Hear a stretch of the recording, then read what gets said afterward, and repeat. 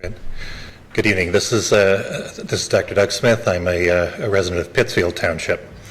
I spoke to you in June of 2012 about the huge amount of overtime and flex time that were being claimed by the Sheriff's Secretary, Kathy Wyatt.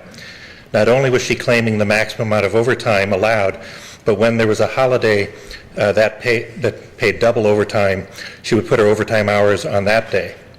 I also showed you evidence that she was using county resources to send out email flyers advertising the sheriff's re-election campaign fundraisers. That is a violation of several state laws and campaign finance violations. Many of the entries that Kathy was allowed to black out of her calendar were meetings of Ann Arbor and Washington County Democratic Party. In one case, an Ann Arbor Chronicle article documented that she was at a Democratic Party meeting announcing that Sheriff Clayton would be running for re-election. I tried to get further evidence of her campaign activities using the county's computer resources by asking for her internet history file, which would have shown whether or not she was frequently visiting the AOL website where her campaign email was located. But the FOIA coordinator effectively blocked my request by claiming that it would cost over $1,500 because they would have to visit each web address to see if releasing it would violate her privacy. She should not be visiting websites that would violate her privacy on a computer, on a county computer in any case. I also showed you that her time cards were improperly recorded, with some days including way more than 24 hours worked. That violates federal laws which require employers to be able to document how many hours are worked each day, each week, and each pay period in order to comply with federal wage laws. No one was apparently monitoring her political campaign activities, and people were signing off on her time cards that were obviously falsified. I recently asked for a single time card so that I would be able to see who was signing her time cards, but the FOIA coordinator tells me that single time card will cost $100. This shows a totally unacceptable lack of financial controls in the county.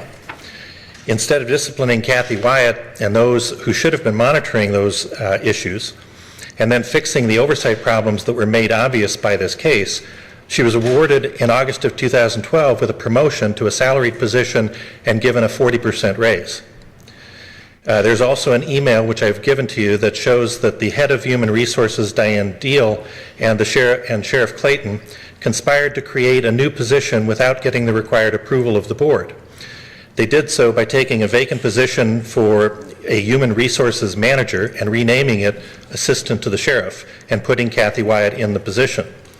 They did not eliminate the human resources manager position, but instead recreated it in the next budget cycle. All this to make sure that this board did not know about the new position. I believe that that's also a violation of state law and probably also violates equal opportunity employment rules.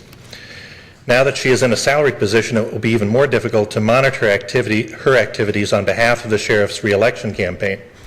There appears to be no requirement by this county to declare conflicts of interest when it comes to an employee working on their supervisor's election campaign, and no process to monitor compliance with state and election laws. This is a totally unacceptable situation for this board to allow to continue. You will find a more complete description of the case and the documents that pertain to the case on my website, WashingtonWatchdogs.com. You can read the time cards, pay stubs, emails, and calendars that document what I found. This is the kind of lax oversight by this board and this administration that Wes Prater and Kristen Judge used to always complain about, and which was supposed to be addressed by the external audit. But it's clear that the elected officials in this county and this county administration do not want this type of oversight. The voters in this county deserve better from this board, and perhaps in the next election, they'll tell you so. Thank